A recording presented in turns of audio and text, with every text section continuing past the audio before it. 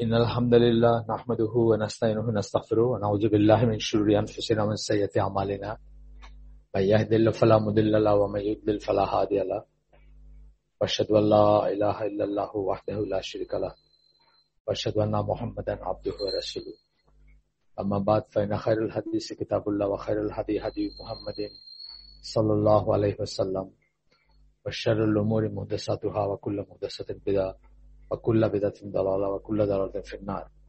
আসসালামু আলাইকুম ওয়া রাহমাতুল্লাহি ওয়া বারাকাতুহু। আমরা একটা বই ধরে পড়তেছিলাম, আপনারা জানেন যারা আগে থেকে আছেন, নতুন দুই একজন থাকলে তাদের জন্য the authority and the importance of the sunnah, বইটার নাম জামাল জারাবুজো বলে একজন কনভার্টেড মুসলিমের লেখা, জামাল উদ্দিন জারাবুজো। এই বইয়ের বাংলা নাম হচ্ছে সুন্নাহর কর্তৃত্ব মর্যাদা, দলিল হিসাবে সুন্নাহর গ্রহণযোগ্যতা।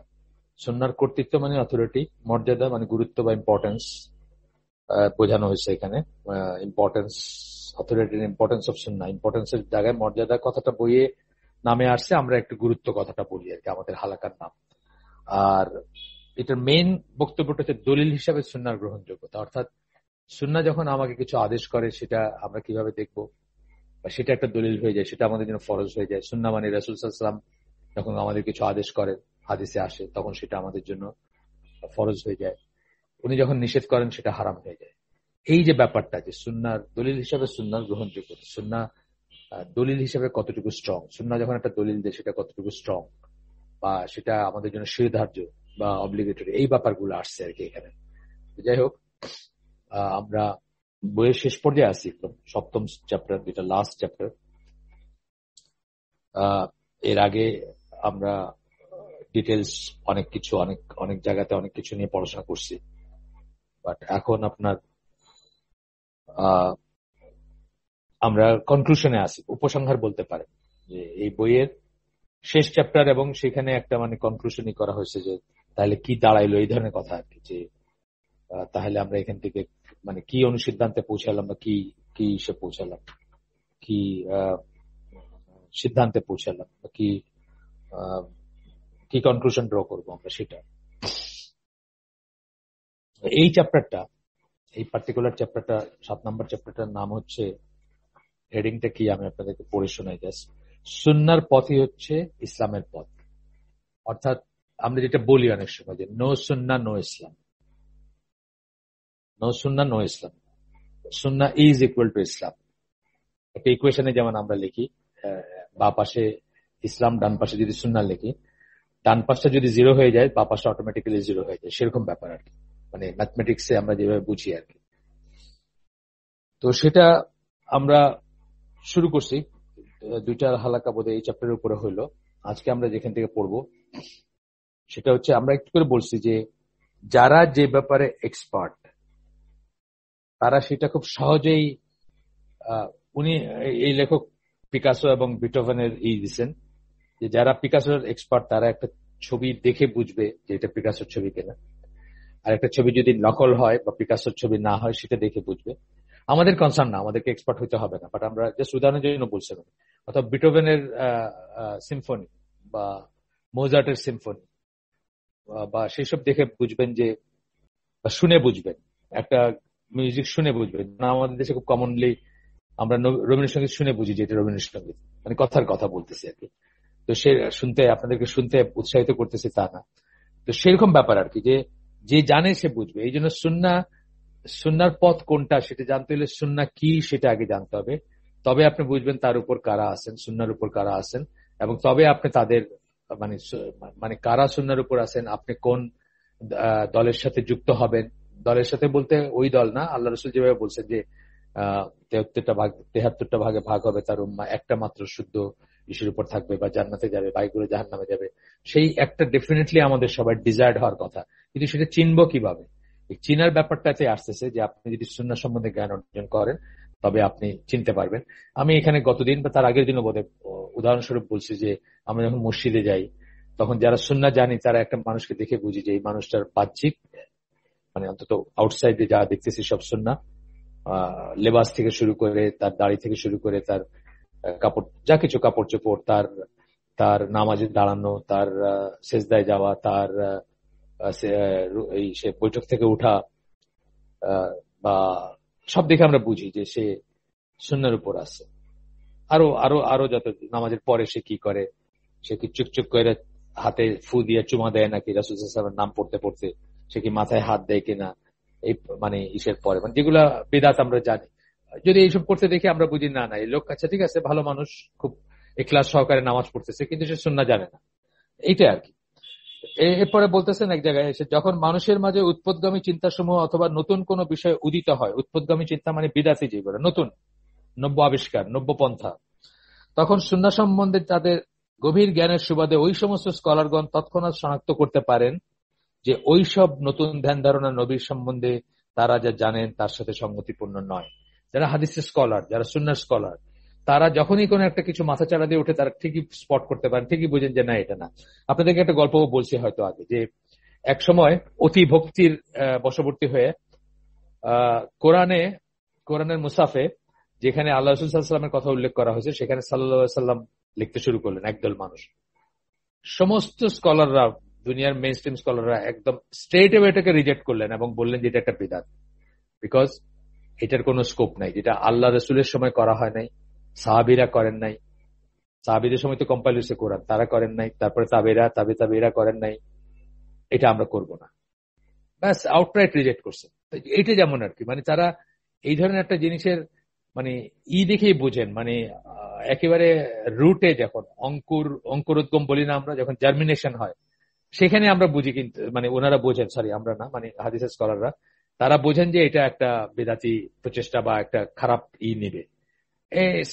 ইট গোজ ফর দ্য কোরআনিয়নরা যখন মাথা চাড়া দিয়ে উঠে তখন তারা বুঝেন, যারা মুতাজিলা, যারা নানা রকম ট্রেন্ড এবং স্ট্র্যান্ড আছে আমাদের ইসলামের ভিতরে, আল্লাহ রাসূল যেভাবে বলছেন 72 ফিরকা আছে যেগুলা প্রতিটা জাহান্নামে গিয়ে এন্ড করবে বা যেগুলো জাহান্নামে যাবে একটা ছাড়া।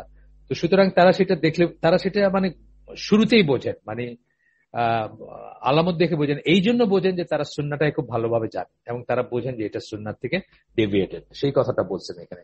তাই আল্লাহর ইচ্ছায় এবং করুণায় তারা সিরাতুল মুস্তাকিম থেকে বিচ্যুত হওয়ার সম্ভাবনা মুক্ত। কারা? যারা হাদিসের স্কলার, যারা হাদিস নিয়ে অনেক পড়াশোনা করছেন, যারা সুন্নাহ নিয়ে অনেক পড়াশোনা করছেন। ইনফ্যাক্ট সুন্নাহ মানে হাদিসের স্কলারই সবচেয়ে স্ট্রিক্ট, কিন্তু আপনি দেখবেন যে তাদের ফিকটা, তাদের এটা সবচেয়ে স্ট্রিক্ট। নাসিরউদ্দিন আলবানী মানে একজন যাকে আমরা করতে পারি, আপনার তার ইগুলা দেখবেন খুব স্ট্রিক্ট, কিন্তু তার কারণ তারা সুন্নাহটাকে ভালো জানেন এবং ইসলামকে ভালো জানেন এবং কোরআনটাও তারা ভালো বোঝেন। হাদিসের স্কলাররা যেই জন্য ওমর রাদিয়াল্লাহু আনহু বলছেন না যে তোমার সাথে যদি করতে আসে, কোরআন নিয়ে যদি তর্ক করতে আসে বা দলিল নিয়ে আসে বা কোরআন দিয়ে তোমাদেরকে কিছু করার চেষ্টা করে, তাদেরকে হাদিসের স্কলারদের কাছে পাঠায় দাও, কারণ তারাই কোরআনকে সবচেয়ে ভালো জানে, হাদিসের স্কলাররাই কোরআনকে সবচেয়ে ভালো জানে। আচ্ছা, এখানে এই কথাটুকু শেষ। এই আমরা যেটুকু বলতে চাইছিলাম আমরা একটু স্কিপ করে করে পড়বো ইনশাল্লাহ, যাতে শেষ হয়, বেশি দেরি না হয়। এরপরে বলতেছেন, যখন আকীদার বিষয় সময় কথা আসবে তখন তারা ব্যক্তিগত মতামত বা যুক্তির ব্যবহারকে নিয়ন্ত্রণ করে, কেননা ওই সমস্ত বিষয়ের অনেকগুলি মানবিক ধ্যান ধারণার জগৎ বহির্ভূত। আকীদার কথা যখন আসবে তখন তারা তাদের ব্যক্তিগত মতামত, যুক্তি, আমার মনে হয় এইটা, ইন মাই অপিনিয়ন, এই সমস্ত কথাগুলো বলবে না, কোন রকমের এই ধরনের কথাগুলো মুখ দিয়ে আসবে না। বিকজ আকীদার গোটাটুকুই আমাদের নিতে হবে ওয়াহিদ থেকে। ওয়াহি মানে আল্লাহ যেটা পাঠাইছেন, আমরা যেটাকে রেভুলেশন বলি। ওয়াহি দুই ধরনের, ওয়াহি মাতলু, ওয়াহি গায়ের মাতলু। ওয়াহি মাতলু কোরআন, যেটা তেলাওয়াত করা হয়, গায়ের মাতলু হাদিস বা সুন্নাহ, যেখান থেকে আমরা নিব। আকীদার ব্যাপারগুলো, পার্টিকুলারলি ফিকের ব্যাপারগুলো একটু অন্য, ফিকের ব্যাপারগুলো ব্যারি করতে পারে, টাইম টু টাইম ব্যারি করতে পারে। আমি একটা উদাহরণ দিই সবসময়, যেমন অর্গান ডোনেশন, এই যে কিডনি দেওয়া, চোখ দেওয়া, কর্নিয়া দেওয়া, চোখের কর্নিয়া দেওয়া, বা আরো কিছু, লিভারও বোধহয় আজকাল করা হয়, বা লিভারের অংশ কেটে বা কিছু টিস্যু বা কিছু একটা ব্যাপার আছে। যাই হোক, অনেক রকমের অর্গান ডোনেশন আছে এখন। তো এইগুলা যেমন ধরেন তখন ছিল না, তো এখন তখনকার যে জিনিসগুলা ছিল সেইগুলা শরীয়তে যা আছে তারই আলোকে এটা নিয়ে তাহকিক করতে হবে এবং করে একটা সিদ্ধান্ত পৌঁছাতে হবে। এইগুলো ধরেন পার্সন টু পার্সন ভ্যারি করতে পারে, 19-20 হইতে পারে। একজন একটা সাইড থেকে দেখতেছেন, আরেকজন আরেকটা সাইড থেকে দেখতেছেন, বলতে পারেন যে না একটা, আপনি দেখবেন অনেক সময় দেখবেন এরকম জিনিসের হয়তো অ্যাপারেন্টলি যেটাকে আপনার মনে হবে যে কন্ট্রাডিক্টরি, কিন্তু কন্ট্রাডিক্টরি না। একজন হয়তো একটা জিনিস মিস করছেন, যেমন প্রাইস বন্ড নিয়ে আমি দেখলাম এই এই রিসেন্টলি আমাকে কোন একটা একজন প্রশ্ন করছে, তো আমি ওইটা নিয়ে ঘাটতে গিয়ে দেখলাম যে আমাদের স্কলারদের ভিতরেই দুইজন দুই রকমের কথা বলছেন। একজন এই জিনিসটা মিস করছেন, যে যেমন বড় স্কলার, অনেক বড় স্কলার, কিন্তু আমাদের দেশি একজন মিস করছেন এই জিনিসটা যে টাকাটা কোত্থেকে দিচ্ছে, প্রাইজ বন্ডের যে প্রাইজ এটা কোথা থেকে দিচ্ছে। ধরেন সবার কাছে একটা একটা করে 100 টাকার প্রাইজ বন্ড আছে সবার কাছে, যারা ড্রতে যাদের নাম্বারগুলো ড্র করা হচ্ছে, তাদের তো যাকে প্রাইজ দিল তার প্রাইজের জন্য তো অন্যদের 100 টাকার প্রাইজ বন্ডের কোনো দাম কমে না, কমে নাকি? কমে না, তো সেমই থাকে। টাকাটা কোথেকে আসতেছে? সিম্পল কথা, এর এগেনস্টে যে যে পয়সাটা তারা কালেক্ট করছে সেটা তারা সুদে খাটাইছে, সুদে খাটায় সেখান থেকে আপনাকে দিচ্ছে। তারা কি আসমান থেকে দিচ্ছে নাকি পয়সা? তাদের মানে গাইডের পয়সা দিতেছে না, মোটেই দিতেছে না। সো এই জিনিসটা একজন মিস করছেন, উনি বড় স্কলার, কিন্তু উনি আসলে দুইজনের ভিতরে উনি আসলে অনেক বড় স্কলার। সেকেন্ড জন একদম মানে ধরেন থার্ড টিয়ারের একজনই, উনি কিন্তু এই পয়েন্টটা মিস করেন নাই। উনি বলছেন যে প্রাইজ বন্ড রাখা যেতে পারে, গিফটও দেওয়া যেতে পারে, বা এটাকে ক্যাশ কনভার্টেবল হিসেবে, ধরেন আপনার কাছে যদি এখন 100 টাকা থাকে, আপনি চট করে খরচ করে ফেলতে পারেন, এই দোকানে গেলেই দিবে। দোকানে গিয়ে প্রাইজ বন্ড তো আর চট করে করতে পারবে না, প্রাইজ বন্ডের বিনিময়ে আপনারে মুড়ি বিস্কুট দিবে না। দোকানদার বলবে আমি প্রাইজ বন্ড নিয়ে কি করবো। তার মানে একটা একটা ব্যারিয়ার থাকে, এই ব্যারিয়ারের জন্য অনেকে কিন্তু প্রাইজ বন্ডটা নেন। আমাদের মা চাচিদের দেখতাম তারা প্রাইজ বন্ডটা রাখতেন কেন? এই ব্যারিয়ারটার জন্য, ইচ্ছা করলে খরচ করে ফেলতে পারবে না। তারা সুদের ব্যাপারগুলো বুঝতেন না। এই পর্যন্ত ঠিক আছে, কিন্তু যখনই ড্র হবে এবং প্রাইস সেটা জায়েজ না। তো দেখেন এই যে ফিকে ভ্যারিয়েশন আসতে পারে, কিন্তু আকীদায় এই ধরনের কোনো ভ্যারিয়েশন আসবে না। এই জন্য যে 4 মাযহাব বলতেছি, 4 মাযহাবের ভিতর সকলের আকীদা এক হইতেই হবে, এক। আহলে সুন্নাত জামা যদি আমরা বলি তাদেরকে, তাহলে আকীদা একই হইতে হবে। এই জন্য আমরাও কি বলি যে আমাদের দেশের মানুষ, আমরা যারা মানে আমরা জন্মগতভাবে তো হানাফি, আমরা ফিকে হানাফি, কিন্তু আকীদায় আমরা হানাফি না। বিকজ আকীদায় হানাফি হলে আমাদের ভিতরে আকীদার ত্রুটিগুলো থাকতো না। আমরা আকীদায় হচ্ছে আশআরী এবং মাতুরিদি, দেওবন্দি এই যারা আর কি, তারা আইদার আশআরী আর মাতুরিদি, এই দুইটার একটা। কিন্তু ফিকে তারা হানাফি, একটু ডিফারেন্স আছে। এগুলা হয়তো সবার জন্য অত চিন্তার কারণ নাই বা অত গবেষণা করার কারণ নাই, আমি জাস্ট টাচ করে গেলাম আর কি। তো বলতেছেন যখন আকীদার বিষয়সমূহের কথা আসবে তখন তারা ব্যক্তিগত মতামত বা যুক্তির ব্যবহারকে নিয়ন্ত্রণ করেন, কেননা ওই সমস্ত বিষয়ে অনেকগুলোই মানবিক ধ্যান ধারণার জগৎ বহির্ভূত। মানুষ যেগুলোকে ফ্যাদম করতে পারবে, মানুষ যেগুলো ডেপথ বুঝবে বা অর্থ বুঝবে, সেগুলোর বহির্ভূত। যেমন আল্লাহ আরশের উপরে আছে, এই কথা নিয়ে কত বিভ্রান্তি আছে। কেউ বলে আরশের সমাসীন আছেন, কেউ বলে বসে আছেন, কেউ বলে, কিন্তু আল্লাহ কি বলছেন? আল্লাহ কিন্তু বসার কথা বলেন নাই, সমাসীন বলেন নাই, আল্লাহ বলেন নাই যে বসে আছেন আল্লাহ। যদিও আর কোন ট্রান্সলেশন না পাওয়া না পাওয়া না পাওয়া গেলে বা না পাওয়া যাওয়াতে আমরা কি বলি? থ্রোন বলি আমরা, তাই না? যেটা সিংহাসন সেন্সে বলি, কিন্তু আল্লাহ বসে না। এখান থেকে কিন্তু ভুল ধারণাটা আসে যে আল্লাহ বসে আছে। না, বসে আছেন আল্লাহ বলেন নাই, শুধু আমরা বলবো না বসে আছে। এইটাই বলতেছে যে আকীদার ব্যাপারগুলো আমাদের ধ্যান ধারণার বাইরে, আমাদের মানবিক যুক্তিতে আসবে না। এবং এখানে আল্লাহ যা বলছেন আক্ষরিক অর্থে সেটা বলতে হবে, আক্ষরিক অর্থে ওইটুকুর ভিতর থাকতে হবে, তার চেয়ে বেশি তার চেয়ে কম মনের মাধুরী মিশানো যাবে না। ইসলামের ইতিহাসে বিভ্রান্তের উৎসসমূহের বৃহত্তম একটি হচ্ছে আকীদা বা বিশ্বাসের নিয়মাবলী নির্ধারণ করতে অতি সীমাবদ্ধ বুদ্ধিমত্তার শরণাপন্ন হওয়া। যে জন্য আশআরী যাদের কথা বললাম, মাতুরিদি যাদের কথা বললাম, তারা কিন্তু আল্লাহর নামের মানে গুণবাচক নামগুলোর অনেক কটাই অস্বীকার করেন, গুণগুলোকে অস্বীকার করেন। মুতাজিলারাও করেন, যেগুলো তাদের বুঝে আসে না। মানে আল্লাহর স্পিচ মানে কথা বললাম আমি, এনামূলক কথা বলতেছি, কথা বলার সাথে সাথে কথা শেষ। এটা যদি আল্লাহর জাত বা আল্লাহর মানে সিফাত হয়, আল্লাহর জাত মানে আল্লাহর সত্তার অংশ হয় বা সত্তার বৈশিষ্ট্য হয়, তাহলে এটা শেষ হয় কেমন? এটা তাদের মাথায়, মানে এখান থেকে তাদের বিভ্রান্তি।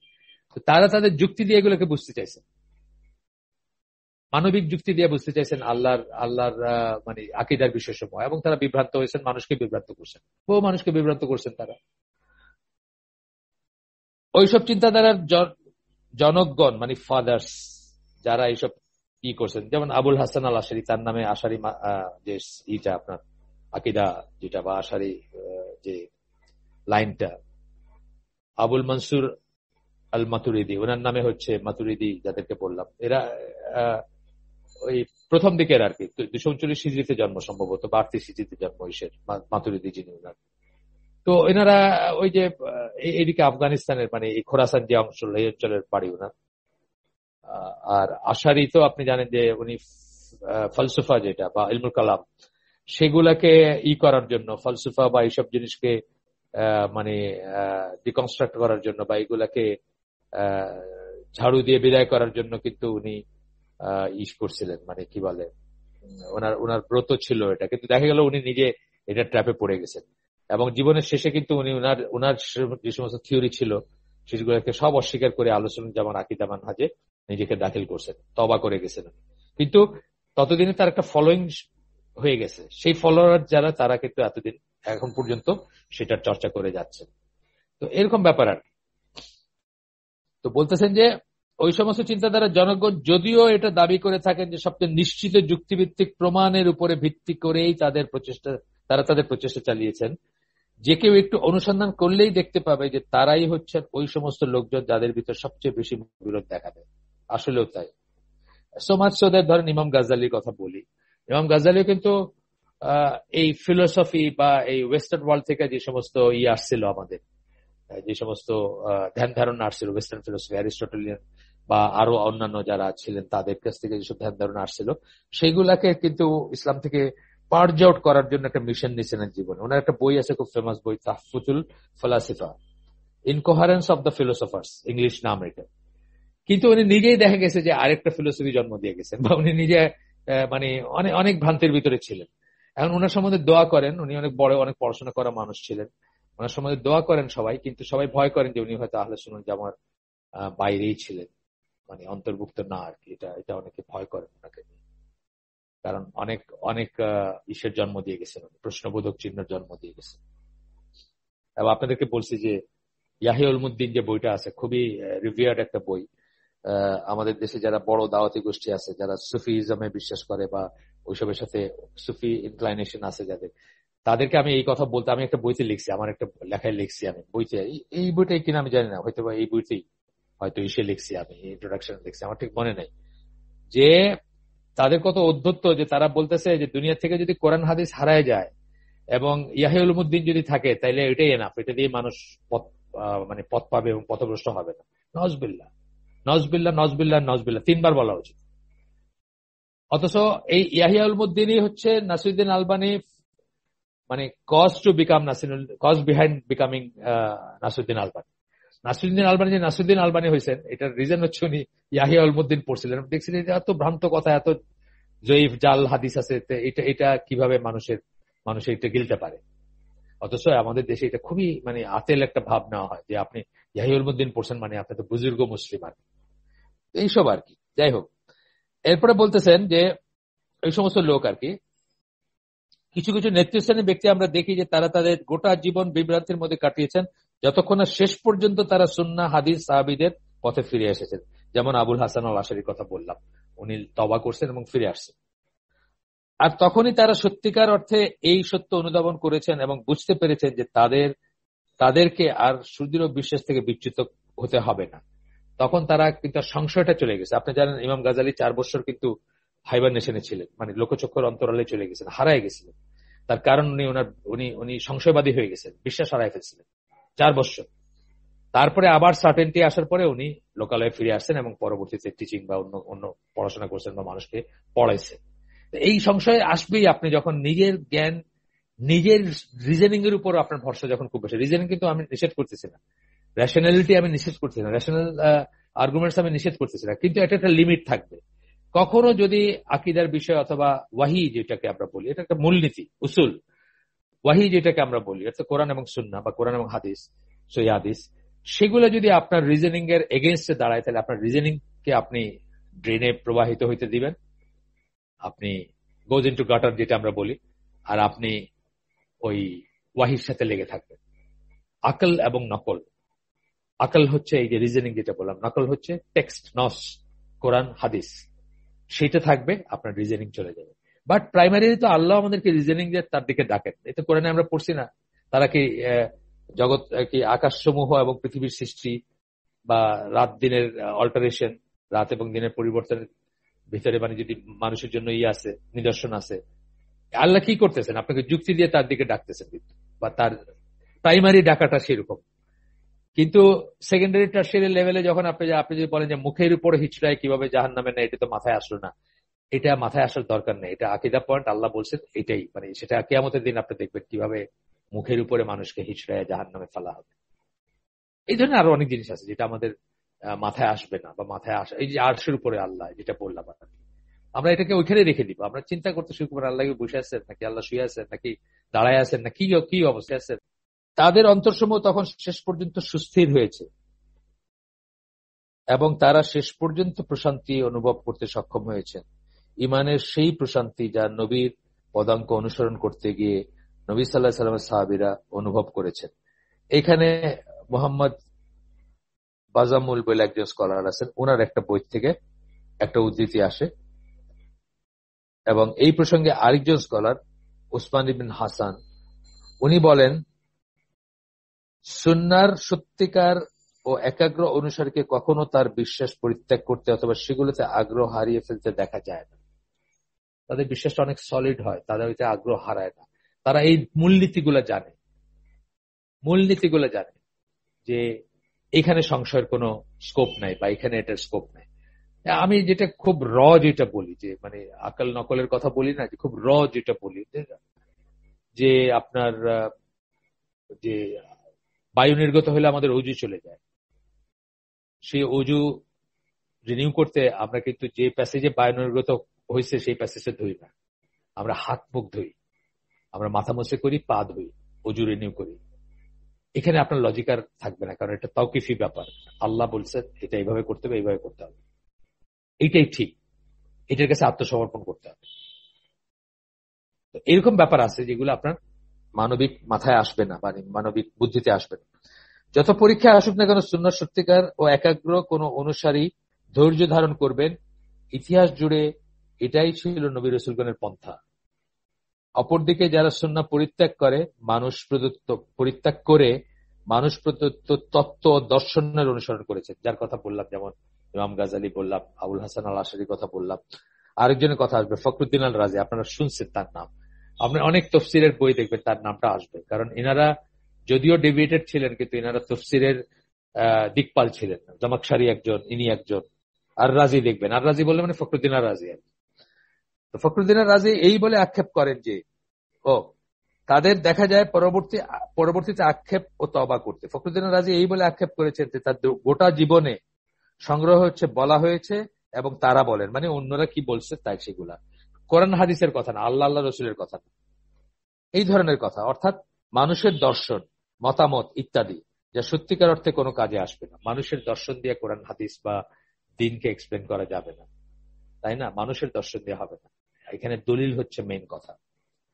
আল জুয়াইনি আরেকজনের কথা বলতেছেন, আল জুয়াইনি বলেন যে তাকে যদি আবার জীবনটা শুরু করতে দেয়া হতো, দেখেন আক্ষেপের কথা, আমরা যেন এরকম না হয়ে যাই, কোরআনিন হয়ে জীবন কাটাই দিলাম, যখন হসপিটালের বেডে মোটামুটি জব দিয়েছে ডাক্তার, তখন মনে চিন্তা আসলো যে তওবা করার নসিব নাও হইতে পারে আমাদের। আল জুয়াইনি বলেন যে তাকে যদি আবার জীবনটা শুরু করতে দেয়া হতো, তাহলে তিনি দর্শন বা ধর্মতত্ত্ব মানে থিওলজিয়ান নিয়ে পড়াশোনা করতেন না, ইলমুল কালাম বা ওই ধরনের জিনিসগুলা, কেননা সেগুলো তাকে কিছুই দেয়নি, বরং তিনি কেবল কোরআন ও সুন্নাহর শব্দাবলীর সাথে লেগে থাকতেন। আরেকজন আল শাহরিস্তানি বা আশ-শাহরিস্তানি ছিলেন ইলমুল কালাম, যেটা কথা বললাম, ধর্মতত্ত্বীয় তর্কশাস্ত্র আর কি, মানে থিওলজিক্যাল আর্গুমেন্টস এরই ইবনে সিনা বা এরকমের ইরা ছিলেন, ফিলোসফার সকল তারা ছিলেন, এবং সমাজ সুদের তারা তো ইসলামের বাইরে চলে গেছেন এসব করতে গিয়ে। তো শাহরিস্তানি ছিলেন ইলমুল কালামের একজন বড় স্কলার ছিলেন ইলমুল কালামের।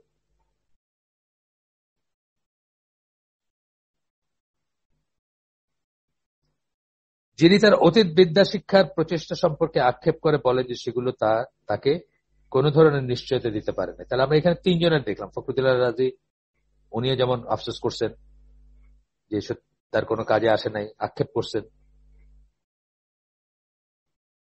আল জুয়াইনি ইনিও আক্ষেপ করছেন, শাহরিস্তানি ইনিও আক্ষেপ করছেন। তিনজনের কথা বললাম, আর ওইখানে তো আমি ইসের কথা বললাম, আশারির কথা বললাম।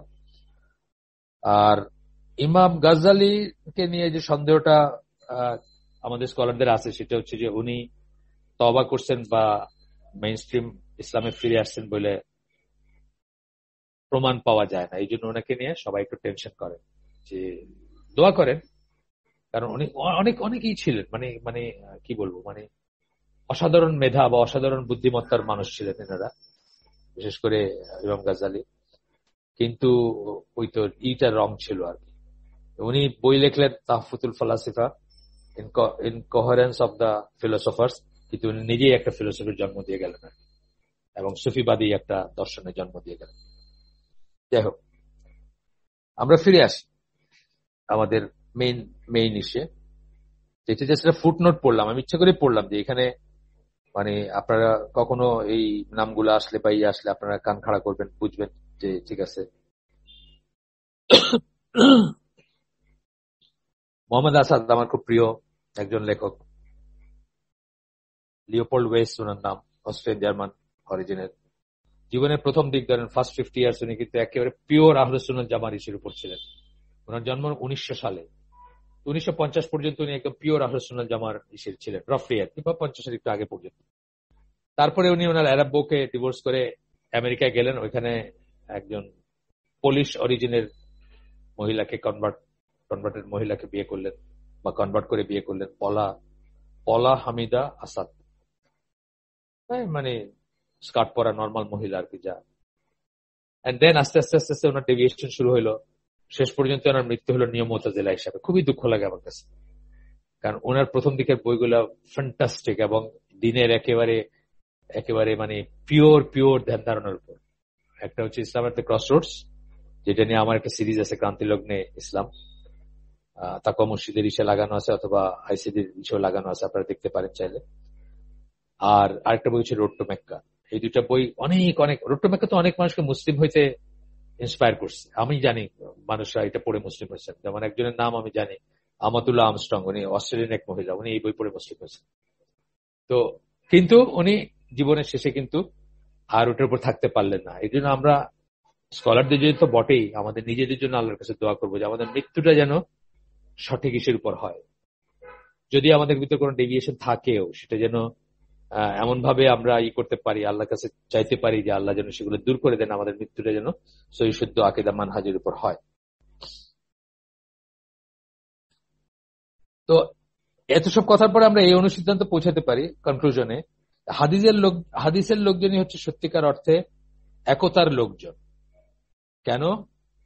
কারণ তারা এই সঠিক আকীদা একটাই, বললাম না, সকল মুসলিমের আকীদা একটাই হইতে হবে, আকীদায় কোনো মত পার্থক্য থাকতে পারে না, বিশ্বাসে যেটা। এই জন্য আমরা এই হালাকা যেটা, এটা তো অনেক দিন ধরে চলতেছে আমাদের, আমরা অনেক কটা বই কভার করছি, কিন্তু আমরা শুরু করছি কি দিয়ে? শুরু করছি কিন্তু আমাদের দিনের পর দিন বিশ্বাসের উপর দিয়ে, মানে আকীদার পয়েন্ট নিয়ে আমরা কথা বলছি, বিশ্বাস ঠিক করার কথা নিয়ে কথা বলছি। শুরু করছি অনেক দিন পরে, এটা বিশ্বাস থেকে বাইরে হয়ে এইটা হচ্ছে ফার্স্ট বই আর কি, পিওর আকীদার বাইরে এটাই প্রথম বই আমরা পড়তেছি। তার আগে আমরা সকল আকীদা একটা না কয়েকটা বই থেকে আমরা পড়ছি, ঈমান বিনষ্টকারী বিষয়সমূহ, আল্লাহকে আসেন নাকি, কোরআনকে আল্লাহর কাছ থেকে আসছে নাকি, শাহাদার শর্তাবলী, তারপরে ঈমানের নানা রকম definition, Islamic beliefs, brief introduction to the আকীদা অফ আহলুস সুন্নাহ ওয়াল জামাআহ, এইসব বইগুলো পড়ে আসছি আমরা। অনেক কটা বই পড়ছি আমরা, অনেক কটা বই থেকে বিটস এন্ড পিসেস আমরা পড়ছি। এর একটা কারণ হচ্ছে এই যে ঈমানের মৌলিক বিষয়গুলোর প্রসঙ্গ যখন আসবে, তারা নিজেদের ব্যক্তিগত মতামতের অনুসারী হন না, এটাই হচ্ছে কথা। ঈমানের মৌলিক ব্যাপারগুলো যখন আসবে, অর্থাৎ আকীদার পয়েন্টগুলো যখন হবে, তারা তখন নিজেদের আপনাদেরকে অনেককে বলছি না যে ওই বইটা কিনবেন সবাই, 10 টাকায় পাওয়া যায় ঢাকায়, আল আকীদাত তাহাওয়িয়া। ইমাম তাহাবি বলে একজন ছিলেন 39 হিজরিতে, 239 হিজরিতে ওনার জন্ম, 239 হিজরিতে জন্ম। আর এই মাতুরিদি যার কথা বললাম, খুব সম্ভব 38 বা 39 এরকম আর কি, দুজনই হানাফি স্কলার ছিলেন। তো একজনের তো বললাম যে খোরাসান, আফগানিস্তান এই অঞ্চলের মাতুরিদি, আর উনি ছিলেন ইজিপশিয়ান ইমাম তাহাবি। উনি 105টা পয়েন্টে কোডিফাই করে গেছেন ইসলামের বিশ্বাসের পয়েন্ট গুলা। ওইখানে একটা পয়েন্ট দেখেন, এইটাকে আকীদা পয়েন্ট বলছেন, যে এইটাতে এই পয়েন্টটা আমি বলছি আগেও আপনাদেরকে, যে একটা পয়েন্ট, 105টা পয়েন্টের মধ্যে একটা পয়েন্ট বলতেছেন যে আমরা মোজার উপরে মাসে করি, মোজার উপরে মাসে করি, নিচে করি না। আলী রাদিয়াল্লাহু আনহু একটা আসার থেকে আসছে এই কথাটা, যে আল্লাহ রসুল বলছেন উপরে করতে, আমরা উপরেই মাসে করি, পায়ের তলাটা মাসে করি না মোজার। যদিও পায়ের তলাই ময়লা লাগার কথা বা ওইটাই মোছার কথা মনে হবে, আপনার যুক্তি বলবে। তো আল্লাহ রসুল যেহেতু আমাদেরকে বলছেন উপরটা মাসে করতে, আমরা উপরটা মাসে করি। এখানে কি আসলো ব্যাপারটা? আপনার যুক্তি চলে গেল, আল্লাহ রসুল যেটা বলতেন ওটা স্ট্যান্ড করলো। এটা একটা আকীদা পয়েন্ট, কিন্তু এটা মনে রাখতে হবে। তো বলতেছেন যে তারা নিজেদের ব্যক্তিগত মতামতের অনুসারী হন না। আপনার মতামত, আপনার মনে হইতেই পারে যে আমি তো সারাটা ঘর হাইটে বেড়াইছি বা সারা মসজিদ হাইটে বেড়াইছি, আমার পায়ের তলায় কত কিছু লাগছে, পায়ের তলাটা একটু মোছা দরকার না, পানি দিয়ে মোজা আছে আপনার ধরে না, পায়ের উপরটা মুছতে হবে, কারণ আল্লাহ রসুল সেটা বলছে। এই ব্যাপারগুলো তৌকিফি বা আল্লাহর তরফ থেকে আসা ব্যাপার, এগুলো যুক্তি তর্কের ব্যাপার না, এগুলো তো ওয়াহির ব্যাপার, এগুলো যুক্তি তর্কের ব্যাপার না। ঠিক যেভাবে মাথা মুছে করলে কি পবিত্রতা লাভ করে আপনি কি ডিফাইন করতে পারবেন? আপনি জাস্ট ভিজা হাতটা একবারই করলেন, আপনার মাথা পবিত্র হইলো, কি পবিত্রতা হইলো, কিভাবে হইলো?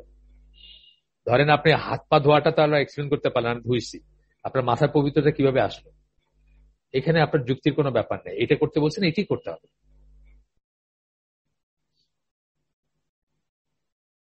যা কিনা বিবিধ ও পরস্পর বিরোধী হতে বাধ্য। যখনই নিজের মতামতের স্বর্ণাপন্ন হবেন, তখনই এটাতে আপনি বৈপরীত্য পাবেন এবং আপনার জন্য ডিফিকাল্ট হয়ে যাবে, difficult to accept, difficult to follow, সবকিছু হবে।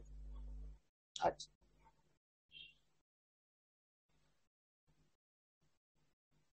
হাদিসের স্কলারদের কথা বলতেছেন বা আহলে সুন্নাত জামার কথা বলতেছেন। তাদের কিতাব হচ্ছে একটি আল কোরআন, তাদের নেতা হচ্ছে একজন নবী মুহাম্মদ সাল্লাল্লাহু আলাইহি সাল্লাম। এটা আমরা আগে বলছি যে আল্লাহ রসুল হচ্ছেন এই উম্মার লিডার, আমাদের ইমাম। উনি ছাড়া কারো কথা আমাদের কাছে শিরোধার জন্য, উনি ছাড়া কেউ ইনফলিবল না, উনি ছাড়া কাউকে ব্লাইন্ডলি অনুসরণ করার কোনো ব্যাপারই নাই। উনি ছাড়া সকলেরই ভুল হইতে পারে, তবে সাহাবীদের ব্যাপারে আমরা ভুল হইলেও সমালোচনা করব না, কিন্তু তাদের ভুল হইতে পারে, এটা আমরা অ্যাকনোলেজ করি। উনি হচ্ছেন একমাত্র নির্ভুল উৎস বা সূত্র আমাদের জন্য।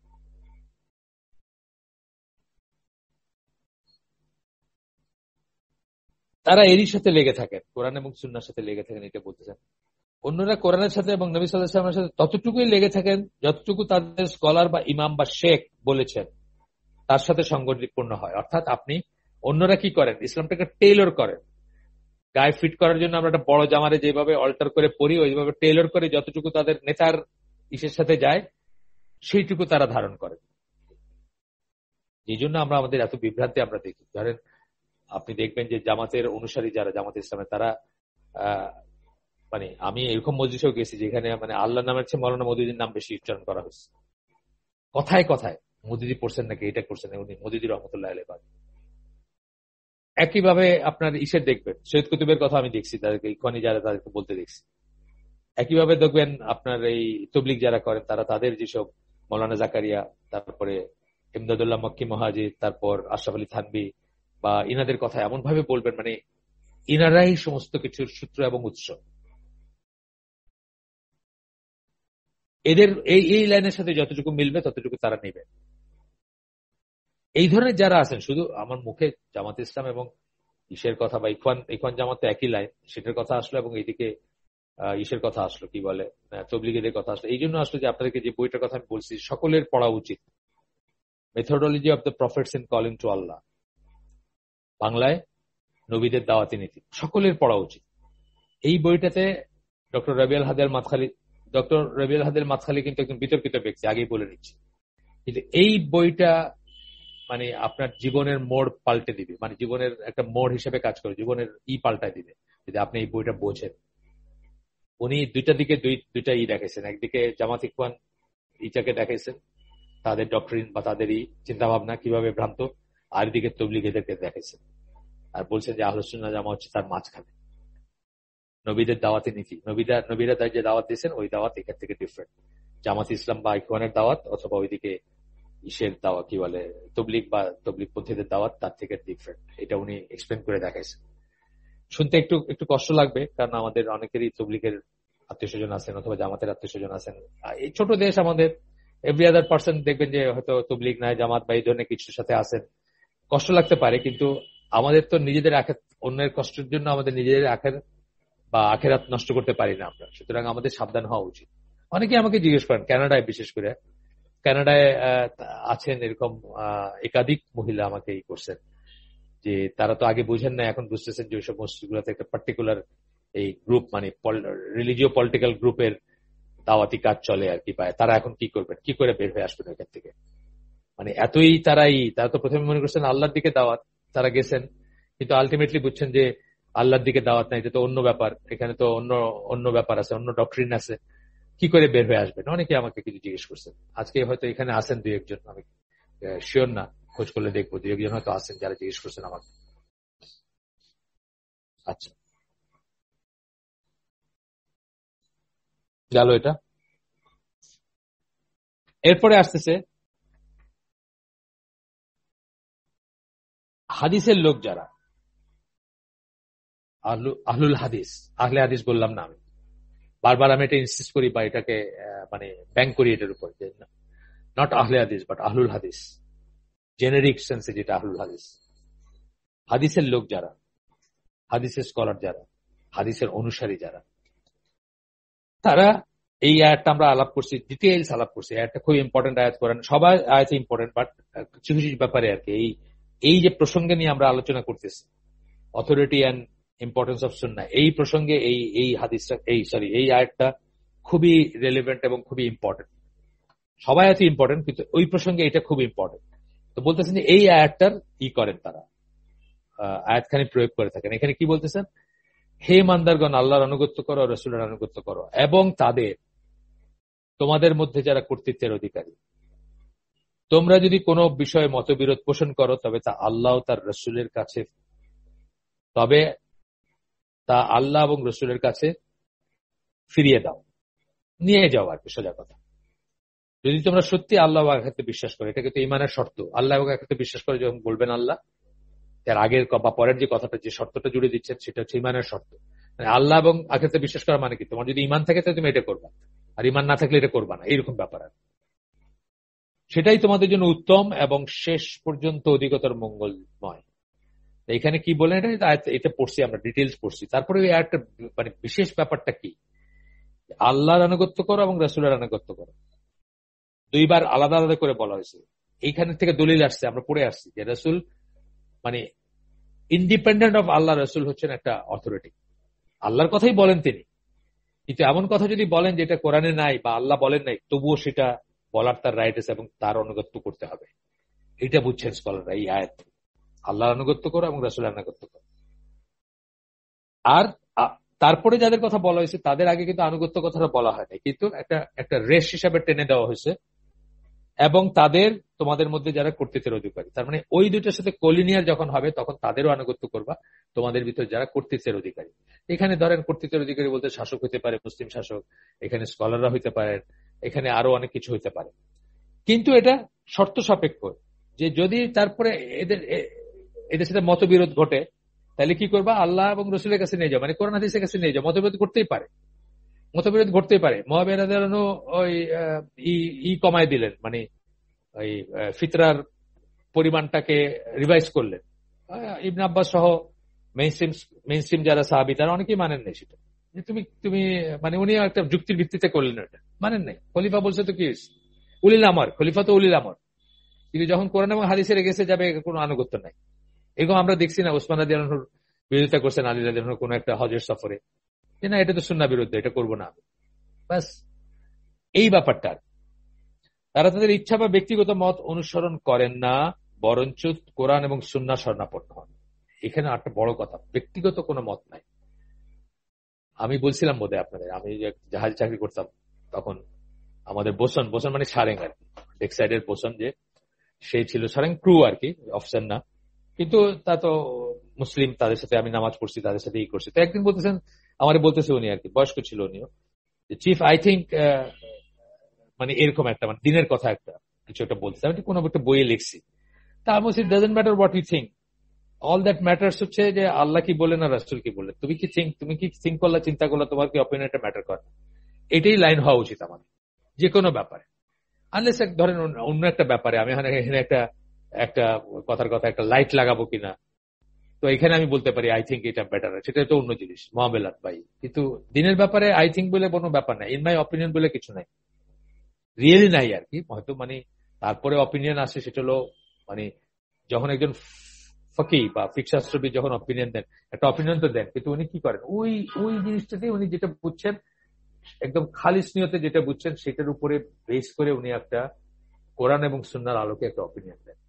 সেই সেন্সে অপিনিয়ন যদি বলেন বলতে পারেন, কিন্তু রিয়েলি তার নিজস্ব কোনো অপিনিয়ন নেই, কোরআন সুন্নাহ যা বলে সেটাই তার অপিনিয়ন। শাতিবি বলেন, শাতিবির কথা আমরা পড়ে আসছে আগে, আপনার স্প্যানিশ অরিজিনের স্কলার, বড় স্কলার ছিলেন।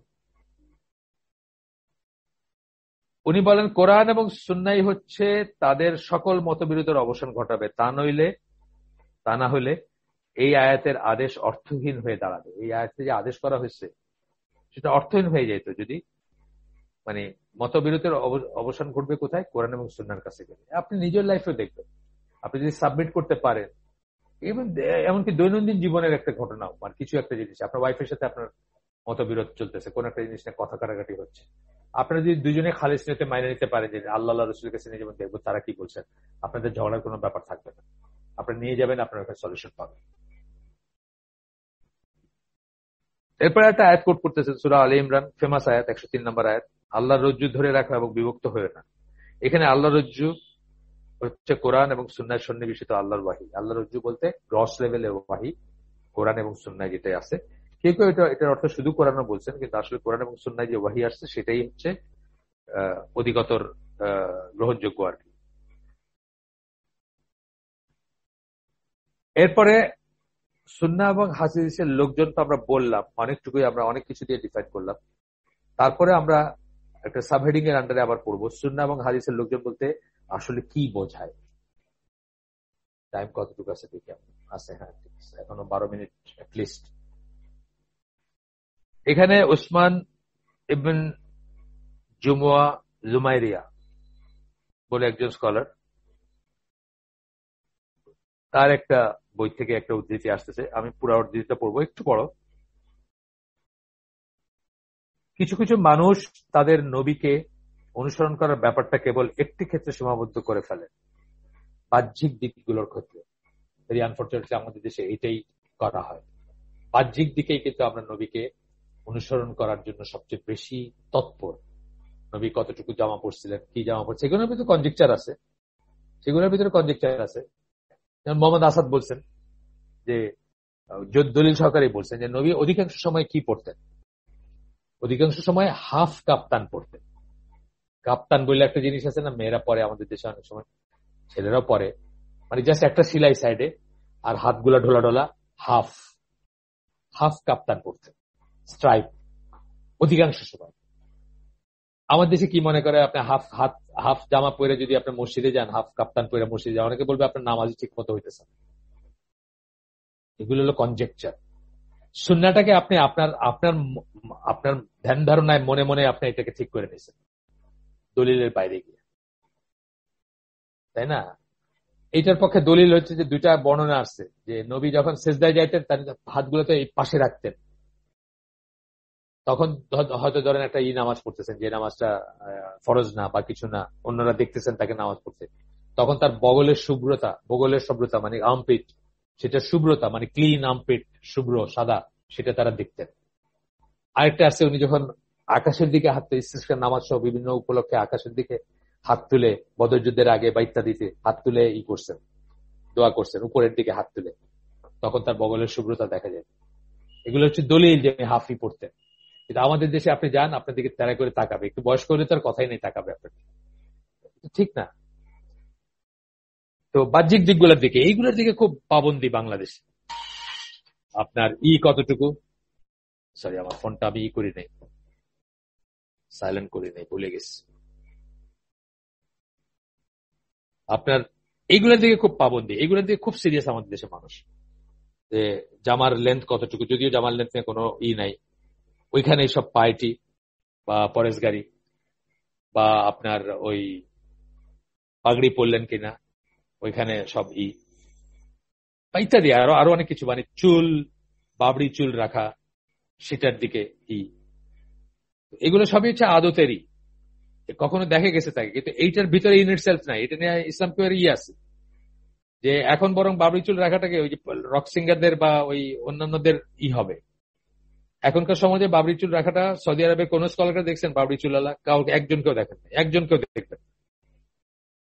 আচ্ছা, বাহ্যিক দিকগুলোর ক্ষেত্রে এবং তারা বাকি সকল দিকগুলোর অবহেলা করে থাকেন। বাকি সকল দিক কি? মানে আপনার মানে ধরেন আকীদা, ঈমান। একজন মানুষের দাড়ি রাখা অবশ্যই ঠিক আছে, জামাও একটু আদবের সাথে পরা, লম্বা জামা সব ঠিক আছে, কিন্তু তার আকীদা যদি ঠিক না হয়, তার এগুলো পরে কি হবে বলেন তো? তার যদি বিশ্বাসটাই ঠিক না হয়, সে যদি বুঝে যে মাজারে গিয়ে চাইলে ওই কি বলে হযরত অমুক শাহ তার মনোবাসনা পূর্ণ করে দিবেন, তার এই লম্বা দাড়ি দিয়ে কি হবে? তার মানে লম্বা তোপ দিয়ে কি হবে বলেন? তারা বলেন অমুক সুন্নাহর উপর রয়েছে, কেননা সে তার দাড়ি বড় হতে দেয় অথবা পরিচ্ছদের ঝুল কমিয়ে রাখে, ওই টাকনুর উপরে কাপড় পরে, সেই জন্য সুন্নাহর উপর আছে। ঠিক আছে, আমরা যদি এই ব্যাপারগুলোকে কোনোভাবেই খাটো করে দেখি না, কেননা বাহ্যিক চেহারা ও আকার এবং এর পেছনে চালিকা শক্তির মাঝে একটা সরাসরি সম্পর্ক রয়েছে, তবু আমরা বলবো যে তারা এমন অন্য দিকগুলো ভুলে যাচ্ছেন যেগুলোর গুরুত্ব অপরিসীম, যেমন সঠিক আকীদা বা দ্বীনের জ্ঞান, আচার আচরণ, এগুলোর গুরুত্ব অপরিসীম। ওইগুলোর গুরুত্ব আছে, নাই যে তা না। তো ওইগুলোর কতগুলো আছে যেগুলা একেবারেই আদতের মানে রিলিজিয়াস সওয়াবের গুরুত্ব, সওয়াব করাটার চিন্তা, যেমন ধরেন টুপি পরলে সওয়াব হবে, এই চিন্তাটা ভ্রান্ত চিন্তা। টুপি পরার ভিতর ইন ইটসেলফ কোনো সওয়াব নাই, এটা কোনো আপনার নামাজের অংশ না। এই সমস্ত জিনিসগুলোর একটা সওয়াব, মানে টুপি পরলেন আপনি, আল্লাহ রাসূলের মতো করে আপনি খেজুর খাইলেন অথবা বাবড়ি চুল রাখলেন, এই সব কিছুর একটা সওয়াব আছে, সেটা হচ্ছে তাকে ভালোবেসে আপনি তার মতো হইতে চেয়েছেন, এইটুকু।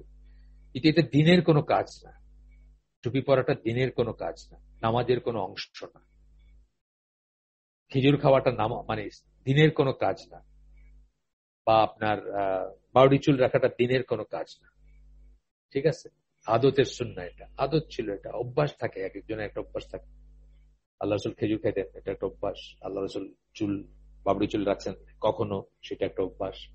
আল্লাহ রাসূল সাল্লাল্লাহু আলাইহি ওয়াসাল্লাম টুপি পরতেন বা মাথা থেকে রাখতেন, এটা একটা অভ্যাস। এই সব কটা আপনি একটা সওয়াব, যে আপনি যদি তাকে ভালোবেসে এটা করেন, যে আমি হুবহু সবকিছুতে তার মতো করতে চাই, সেটার একটা সওয়াব আছে। কিন্তু এটা কোনো দিনের কাজ না, এটা কোনো ইবাদত না, ইবাদতের সুন্নাহ না, আদতের সুন্নাহ, দুটার ভিতরে তফাৎ আছে। গেল ওনার উদ্ধৃতিটা এখানে শেষ। আকীদা, বিশ্বাস এবং বাহ্যিক কর্মকাণ্ড, তার নৈতিকতা, তার চরিত্র সবই যেন মুহাম্মদ সাল্লাল্লাহু আলাইহি সাল্লামের উদাহরণ এবং তার সুন্নাহ অনুযায়ী হয়, এটা খেয়াল করা উচিত, প্রত্যেকটা মুসলিমের খেয়াল করা উচিত, যে তার আকীদা, বিশ্বাস, তার বাহ্যিক কর্মকাণ্ড বলতে শুধু কি কাপড়, শুধু কি দাড়ি, শুধু কি বাবড়ি চুল, তা না তো। বাহ্যিক কর্মকাণ্ড কিভাবে নামাজে দাঁড়াইলো, পাটা কতটুকু ফাঁক করে রাখলো, পায়ে পা মিলাইলো কিনা, কাঁধে কাঁধ মিলাইলো কিনা, আপনার দুই সেজদার মাঝখানে পজ দিল কিনা, বসলো কিনা, রুকুর থেকে উঠে পজ দিল কিনা, দাঁড়াইলো কিনা সোজা হয়ে, এই সব কিছু আসবে সেটার ভিতরে। এরপরে আপনার একটা আমি শুধু পয়েন্টগুলো বলে যাচ্ছি, আজকে এটা পড়বো না, পয়েন্টগুলো বলে যাচ্ছি। এরপর একটা আসতেছে, এই প্রতিটি ক্ষেত্র নিয়ে কিছু আলোচনা করে, এইগুলো বললেন, আকীদা, বিশ্বাস বললেন, বাহ্যিক কর্মকাণ্ড বললেন, নৈতিকতা, চরিত্র বললেন, এগুলো নিয়ে কিছু আলোচনা আছে। আমি কিভাবে আলোচনা করবেন শুধু করে দিচ্ছি, আমি পয়েন্টগুলো বলে যাচ্ছি, আমরা নেক্সট দিন পড়বো এটা। আকীদা, বিশ্বাস নিয়ে আলোচনা করবেন। আকীদা, বিশ্বাসের ভিতরে কি আসবে?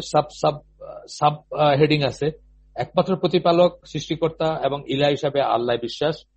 খ, সকল পূর্ববর্তী নবীতে বিশ্বাস এবং নবী মুহাম্মদ সাল্লাল্লাহু আলাইহি সাল্লামকে শেষ নবী বলে বিশ্বাস করা।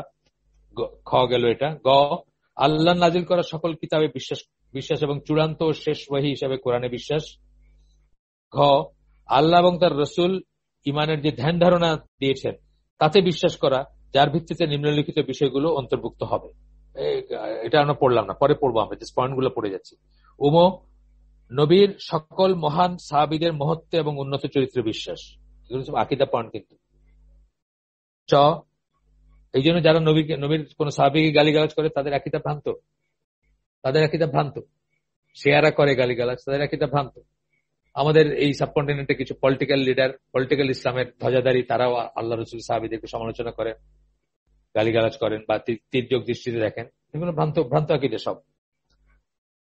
চ, কোরআন অথবা সহিহ হাদিসে বর্ণিত হয়েছে মরণের পরের জীবন এবং সেই সংক্রান্ত এমন সকল বিষয়াবলিতে বিশ্বাস। আপনারা জানেন হিজবুত তাহরীর যে দলটা আছে তারা কিন্তু কবর আযাবে বিশ্বাস করে না, এবং আরো অনেকে আছে কোরআনিয়ন যারা, তারা করে না। আরো অনেক আছে যারা কবর আযাবে বিশ্বাস করেন। দেখবেন কবর আযাব নিয়ে একটা প্রশ্ন দেখবেন সবসময়, একটা কেমন কেমন আমাকে ওই দিন এক আপা আসছেন, উনি অনেকদিনের পরিচিত আমাদের, করেন, মানে খুবই প্যাট্রোনাইজ করেন, আইসিডির অনেক কিছুতে অংশগ্রহণ করেন, অনেক দিনের পরিচিত ডাক্তার মহিলা। ওই দিন এসে আমাকে উনি বললেন যে কবরের আযাব যে হবে এটা কোরআনে কোনো দলিল আছে। তো উনাকে আমি বললাম যে এখন কোনো কিছু হওয়ার জন্য কোরআনের দলিল থাকতে হবে, এইটা ঠিক না, প্রথম কথা। তারপরে আমি বললাম যে কোরআনের এটার ইঙ্গিত দেওয়া হয়েছে। তারপরে বাসায় এসে ওনাকে, সম্ভবত সূরা ফুসসিলাতের আয়াত, বাসায় এসে ওনাকে আমি পাঠাইলাম, মানে ওই দলিল পাঠাইলাম যে কোন আয়াতের ভিতরে, কোরআনের কোন আয়াতের ভিতরে কবরে আযাবের করা আছে। ফুসসিলাত অথবা সূরা ইসরা, আমি ঠিক ভুলে গেছি, এই দুইটার একটা হবে আর কি। দুইটা একটা ওনাকে আমি দলিল পাঠাইলাম যে এই আয়াতের ভিতরে কবর আযাব সম্বন্ধে আল্লাহ ইঙ্গিত দিয়েছেন। ইঙ্গিতে আছে, বাট একেবারে আমরা যেভাবে সুন্নায় যেভাবে পড়ি সেভাবে নাই, ইঙ্গিত দেওয়া আছে, এবং সেই আয়াত নাম্বারটা সেইটা ওনাকে পাঠাইছে। আপনাদেরকে বলতে পারি, আপনাদের ভিতর যদি কারো এগুলো, তো সংশয়গুলো তো তারা সৃষ্টি করে, তাই না? আমাদের ভিতরে তারা এই জিনিসগুলো তো সৃষ্টি করে। ইসলাম কিউয়ের যে আছে, যেখানে এই আয়াতের কথা আছে, সেই সূত্রটা আছে আমার কাছে। এটা কিন্তু আমাদের ভিতরে অনেক রকমের সংশয় সৃষ্টি করে, যারা কোরআনীয়, যারাই তারাই করে। গাফির 40 নম্বর সূরা, হামিম এর প্রথমটা আর কি, হামিম সিরিজ যে, সেটার প্রথমটা 40 নম্বর সূরার 46 নম্বর আয়াত। ফুসসিলাত মনে করছিলাম, ফুসসিলাত হচ্ছে 41 নম্বর, তো এটা হচ্ছে 40 নম্বর সূরা, 46 নম্বর আয়াতে আল্লাহ এটার হিন্টস দিচ্ছেন। আপনারা দেখতে পারেন, ইবনে কাসিরের থেকে করছেন, এটার তাফসীর দিয়েছেন, যেখানে ওই ফেরাউনের লোকদের কবরের আযাব, এখনকার আযাব এবং পরের আখিরাতের আবার আযাব হবে যে পুনরুত্থানের পরে, সেটার কথা আল্লাহ মেনশন করছেন। আপনারা পড়ে দেখতে পারেন। জাস্ট দলিলটা বললাম আমি, কোন একটা ভালো তাফসীরে পড়লে এটা পাবেন ইনশাআল্লাহ। আচ্ছা, গেল, আমরা প্রায় শেষ এসে চলে আসছি। গেল। ছ হচ্ছে এই বিশ্বাস যে কারো জীবনের উদ্দেশ্য, লক্ষ্য হচ্ছে আল্লাহর ইবাদত করা। এইগুলা গেল হচ্ছে আকীদা সংক্রান্ত পয়েন্ট, যেগুলো আমরা পড়বো আগামী দিন ইনশাআল্লাহ। ইবাদতের আনুষ্ঠানিকতা বাহ্যিক কর্মকাণ্ড সমূহ, সেটার ব্যাপারে কি? সম্প্রদায়ের সাথে যুক্ত থাকা, সম্প্রদায়ের সাথে, কমিউনিটি বিল্ডিং। এই জন্য আমাদের সংস্থার নাম হচ্ছে ইনস্টিটিউট ফর কমিউনিটি ডেভেলপমেন্ট। আপনি একা ইসলাম পালন করতে পারেন না, আপনাকে একটা কমিউনিটি মুক্ত হয়ে থাকতে হবে। সম্প্রদায়ের সাথে যুক্ত থাকা, সুন্নাহ অনুসরণ করা, মসজিদ নির্মাণ করা এবং তাতে যোগদান করা, কুরআন তেলাওয়াত করা, আল্লাহর পথে জিহাদ করা। এই সব কটা বললেন। আপনার জালালউদ্দিন সুয়ুতির একটা বই থেকে বলতেছেন যে এগুলো হচ্ছে ইবাদতের আনুষ্ঠানিকতা সহ বাহ্যিক কর্মকাণ্ড সমূহ। আচ্ছা, নামাজ রোজা হজ যাকাত তো আছে, সেগুলোর কথা তো আসবেই। সেটা 3 নাম্বার হচ্ছে, আমরা তিনটা, মানে প্রথম পয়েন্টের সাব পয়েন্ট পড়ছিলাম, তারপর সেকেন্ড 2 নাম্বার, 3 নাম্বার হচ্ছে আচার আচরণ, নৈতিকতা, ব্যবহারের ব্যাপারে যে কাউকে সুন্নাহর সাথে লেগে থাকতে হবে। এইখানেও আপনি সুন্নাহ অনুযায়ী জীবনযাপন করবেন। এই সমস্ত জিনিসগুলো আমরা ইনশাআল্লাহ আগামী দিন পড়বো। আজকে আমি স্টার্ট করলে শেষ করতে পারবো না, এই জন্য আমি স্টার্ট করলাম না। আজকের জন্য আমাদের আয়োজন আমরা এখানে শেষ করে দিব। সুবহানাকা আল্লাহুম্মা ওয়া বিহামদিকা আশহাদু আল্লা ইলাহা ইল্লা আনতা আস্তাগফিরুকা ওয়া আতুবু ইলাইক। আমরা যে শুনলাম তার ভিতরে ভালো কিছু শুনে থাকলে সমস্ত প্রশংসা আল্লাহর, আলহামদুলিল্লাহ। খারাপ কিছু শুনে থাকলে সমস্ত ব্যর্থতা আমার এবং সেটা শয়তানের তরফ থেকে। আল্লাহ আমাদেরকে তৌফিক দিন যে ভালো শুনলাম তার উপর আমল করার। আসসালামু আলাইকুম ওয়া রাহমাতুল্লাহি ওয়া বারাকাতুহু।